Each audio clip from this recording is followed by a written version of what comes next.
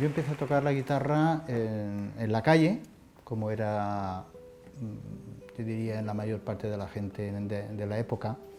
Yo tendría unos 13 años, más o menos, y en la calle, pues con los amigos que tocaban la guitarra, cantaban. Era la época de la canción protesta, con Joan Baez, Bob Dylan, y aquí pues estaba Serrat, Lluís Llach, etcétera, ¿no? También a nivel de música moderna estaban los Beatles, y así empecé a tocar, pues tocando este tipo de canciones con los amigos, hasta que con uno de ellos empezamos a tocar, pues nada, solo música, sin cantar ni nada. Empezamos a sacar de oído muchísimas canciones, y incluso antes de saber música, pues ya estábamos, bueno, saber música, saber traducir partituras, ¿no?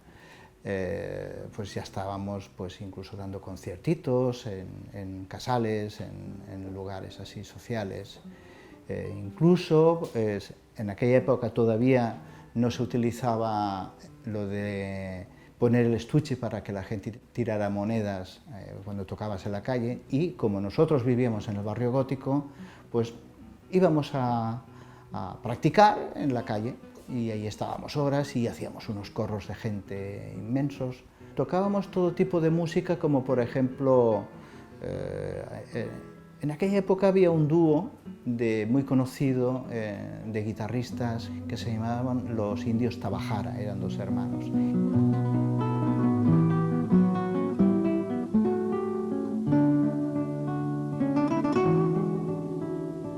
Y tocaban todo tipo de música, boleros, incluso llegaron a sacar un disco de música clásica. Y todo lo que tocaban ellos lo sacábamos de oído.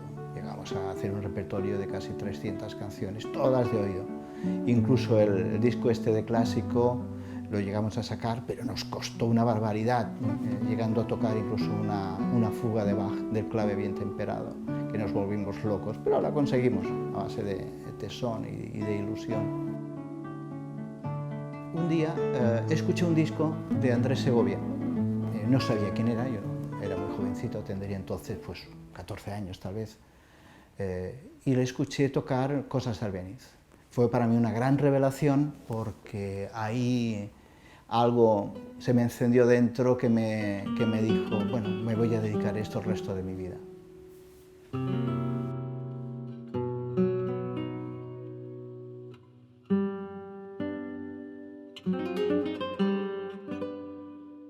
Mi primer concierto que me marcó mucho, porque era sobre todo por el lugar donde se hacía ese concierto, que las Naciones Unidas, la ONU, hacía en homenaje al compositor español Joaquín Rodrigo en su 90 aniversario, y me invitaron. Este tal vez sea el concierto que con más cariño y más especial que tengo en mi recuerdo.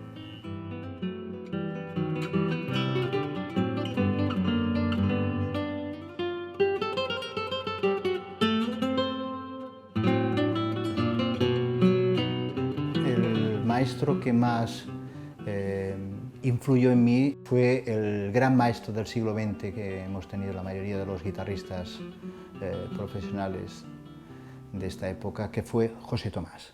El único alumno directo que tuvo Andrés Segovia, y que él me marcó muchísimo, porque hasta llegar a él yo me dediqué prácticamente a ser autodidacta.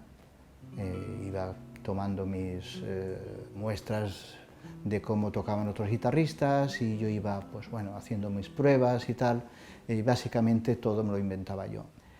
Cuando llegué a sus manos, la verdad es que llegué asustado, pensando, bueno, el gran maestro, que los grandes guitarristas han pasado por sus manos, cuando vea esta técnica mía, me va a llamar la atención y bueno, me va a mandar para casa.